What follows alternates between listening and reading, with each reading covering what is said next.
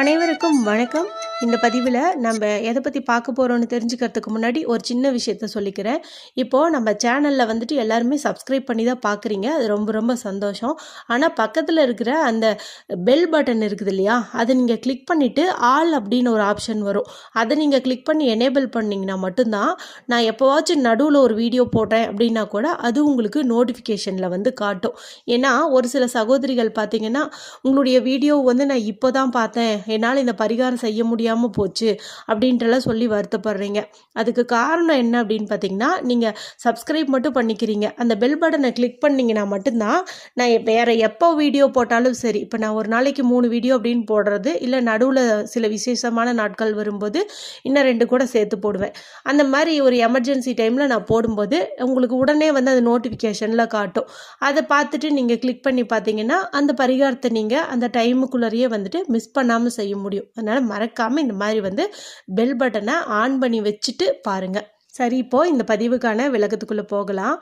நாளைய தினம் பார்த்திங்கன்னா, அதாவது நவம்பர் மாதத்தின் 23ஆம் தேதி, கார்த்திகை மாதத்தின் 8ஆம் தேதி நிறைஞ்ச சனிக்கிழமை. இந்த சனிக்கிழமையில் வருஷத்துக்கு ஒரு முறை மட்டுமே வரக்கூடிய அதிசக்தி வாய்ந்த அற்புதமான நம்முடைய கஷ்டங்களையெல்லாம் நொடியில் நீக்கக்கூடிய கால பைரவ அஷ்டமி இருக்குது. மாதந்தோறும் இந்த தேய்பிறை அஷ்டமி திதி அப்படிங்கிறது வந்துக்கிட்டே தாங்க இருக்கும். ஒவ்வொரு தேய்பிறை அஷ்டமிக்குமே காலபைரவர் வழிபாடு செய்யும்போது அற்புதமான பலன் கிடைக்கும். அதில் எந்த ஒரு சந்தேகமுமே வேண்டாம். ஆனால் இந்த கார்த்திகை மாதத்தில் வரக்கூடிய தேய்பிறை அஷ்டமி அப்படிங்கிறது பார்த்திங்கன்னா, காலபைரவர் ஜென்மித்த நாள், அதாவது அவர் அவதரித்த ஒரு நாள் அப்படின்னு வந்து சொல்லலாம். இந்த நாளை காலபைரவ ஜெயந்தி அப்படின்னும் சொல்லலாம். இப்போ பொதுவாக நம்மக்கிட்ட யாராவது ஒருத்தங்க ஒரு உதவி கேட்குறாங்க அப்படிங்கும்போது கூட நம்ம வந்து செய்ய தயங்குவோம். ஆனால் நம்ம சந்தோஷமாக இருக்கக்கூடிய நாள்லேயோ அல்லது நம்முடைய பிறந்த நாள் அன்னைக்கோ நம்மக்கிட்ட யாராவது ஒரு ஹெல்ப் கேட்டாங்க அப்படின்னா உடனே வந்து பண்ணிவிடுவோம். ஏன்னா அந்த நாள் முழுக்க நம்ம ரொம்ப ஹாப்பியாக இருக்கிறதுனால யார் என்ன கேட்டாலும் யோசிக்காமல் நம்ம கொடுத்துருவோம். சாதாரண மனுஷங்களாகனா நாமே வந்துட்டு இந்த மாதிரி ஒரு பெருந்தன்மையாக நடந்துக்கும் போது காலபைரவர் ஜென்மித்த இந்த காலபைரவ அஷ்டமி அன்னைக்கு நம்மளுடைய பிரச்சனைகளை காலபைரவர் காலடியில் சமர்ப்பணம் செய்யும்போது எப்படி அவர் நிறைவேற்றி தராமல் இருப்பார் சொல்லுங்கள்? நிச்சயம் வந்து நம்முடைய எப்பேற்பட்ட பிரச்சனைகளாக இருந்தாலும் அதை நிறைவேற்றி தந்தே தீருவார். இந்த நாள் வந்து ரொம்ப ரொம்ப சக்தி வாய்ந்த ஒரு நாள் அப்படின்னே சொல்லலாம். ஏன்னா காலபைரவருடைய சிஷ்யன் தான் சனீஸ்வரர். கரெக்டாக அவருக்குரிய கிழமையில் தனது குருவு ஆகிய காலபைரவ அஷ்டமி வர்றது ரொம்ப ரொம்ப விசேஷம். அப்படிங்கிறதுனால நம்ம பிடிச்சிருக்கக்கூடிய இந்த கஷ்டங்கள், கடன்கள், எதிரி தொல்லை, யம பயம், பில்லி சூன்யம், இது போன்ற பிரச்சனைகள் எல்லாம் விலகணும் அப்படிங்கிறதுக்காக காலையில் ஒரு வீடியோ வந்து போட்டிருந்தேங்க.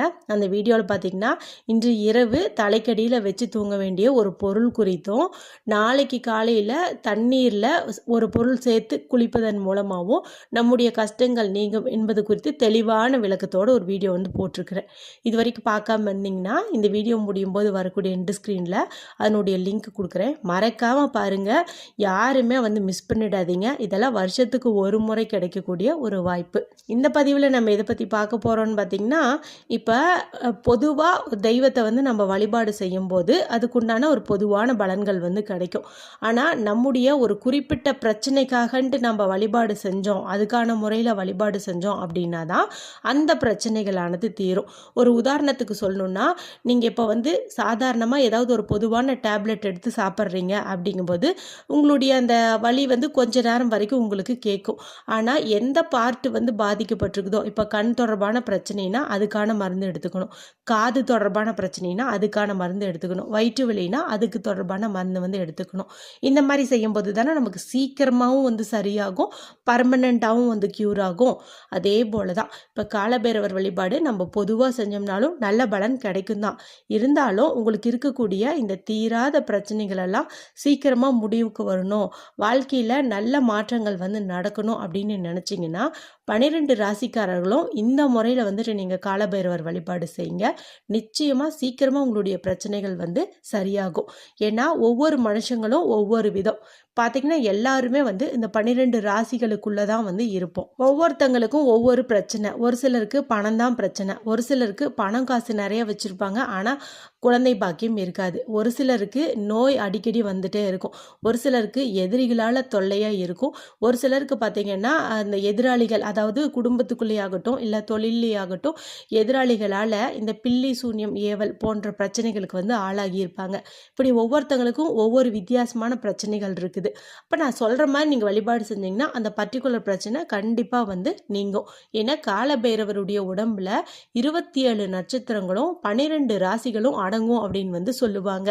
சரி, இப்போ ஒவ்வொரு ராசிக்காரங்களும் காலபைரவனுடைய எந்த உடல் பகுதியை பார்த்து வழிபாடு செஞ்சால் பிரச்சனைகள் தீரும் அப்படிங்கிறத பார்க்கலாம். 12 ராசிகளில் முதலாவது ராசியான மேச ராசிக்காரங்க காலபைரவருடைய தலைப்பகுதியை பார்த்து வழிபாடு செய்யும்போது பிரச்சனைகள் வந்து தீரும். அதே போல் ரிஷப ராசிக்காரர்கள் இருக்காங்க இல்லையா, அவங்க வந்து காலபைரவரனுடைய கழுத்து பகுதியை பார்த்த மாதிரி நம்முடைய கோரிக்கையை வந்து முன்வைக்கும் போது சீக்கிரமாக அது சரியாகும்.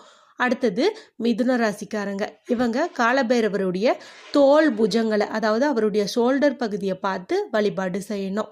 அடுத்து கடகராசிக்காரங்க பைரவருடைய மார்பு பகுதியை, அதாவது நெஞ்சு பகுதியை பார்த்து வழிபாடு செய்யணும். அடுத்து சிம்மராசிக்காரங்க காலபைரவருடைய வயிற்று பகுதியை பார்த்த மாதிரி வழிபாடு செய்யணும். அடுத்தது கன்னிராசிக்காரங்க காலபைரவருடைய ஆண்குறி பகுதியை பார்த்து வழிபாடு செய்யணும். ஏன்னா காலபைரவர் பார்த்திங்கன்னா பெரும்பாலும் நிர்வாண கோலத்தில் தான் வந்துட்டு காட்சியளிப்பார். அதனால் அவருடைய ஆண்குறி பகுதியை பார்த்து நீங்கள் வணங்குறது அப்படிங்கிறது உங்களை பிடிச்சிருக்கக்கூடிய அத்தனை தோஷங்களும் கஷ்டங்களும் நீங்குவதற்கு உதவியாக இருக்கும். அடுத்து துலாம் ராசிக்காரங்க பைரவருடைய தொடைப்பகுதியை பார்த்த மாதிரி வழிபாடு செய்யணும். இடது தொடை வலது தொடை ரெண்டையுமே நீங்கள் பார்த்த மாதிரி வழிபாடு செய்யுங்க. அடுத்தது விருச்சக ராசிக்காரங்க, இவங்க வந்து காலபைரவருடைய கால் மூட்டு பகுதியை, அதாவது முட்டிக்கால் பகுதிக்கு இந்த மேலே பார்த்து நீங்கள் வழிபாடு செய்யணும். அடுத்து தனுசு ராசிக்காரங்க கால் பகுதியினுடைய இந்த கீழ் முட்டு, அதாவது இந்த முட்டி பகுதி முடியும் பார்த்தீங்களா, அந்த இடத்த பார்த்த மாதிரி நீங்கள் வந்து வழிபாடு செய்யணும். அடுத்து மகர ராசிக்காரங்க, அவங்களும் வந்து இந்த கீழ் மூட்டு பகுதியை பார்த்த மாதிரி தான் வழிபாடு செய்யணும்.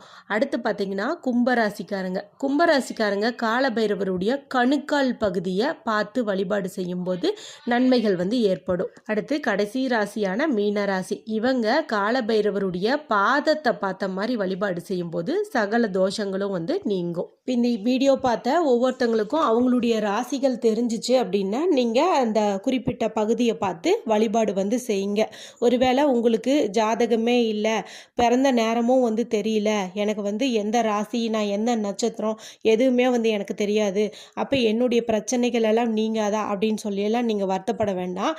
நீங்கள் எப்பவும் போல காலபைரவனுடைய முழு பகுதியுமே நீங்கள் பார்த்து வழிபாடு செய்யுங்க. அதாவது அவர் உடலினுடைய எல்லா பாகத்தையும் நீங்கள் ஒரு நொடியாவது ஒதுக்கி உற்று பார்த்து வழிபாடு செய்யுங்க. கட்டாயம் உங்களுடைய ராசிக்கு உண்டான பகுதியும் நீங்கள் பார்க்குற மாதிரி வரும். நிச்சயமாக உங்களுடைய அந்த குறிப்பிட்ட கோரிக்கையும் வந்துட்டு நிறைவேறும். மற்ற நாட்களில் நீங்கள் கோவிலுக்கு போனாலும் சரி, போக முடியாமல் ஒரு சூழ்நிலை இருந்தாலும் சரி, அதாவது காலபைரவ அஷ்டமியான நாளைய நாளில் அவசியம் முடிஞ்ச அளவுக்கு நாளை இரவுக்குள்ளார கோவில் நடை சாத்துவதற்குள்ளேயாவது நீங்கள் எப்படியாவது காலபைரவர் தரிசனம் பண்ணுங்கள். அற்புதமான மாற்றங்கள் உங்கள் வாழ்க்கையில் நடக்கிறத கண்கூட பார்ப்பீங்க.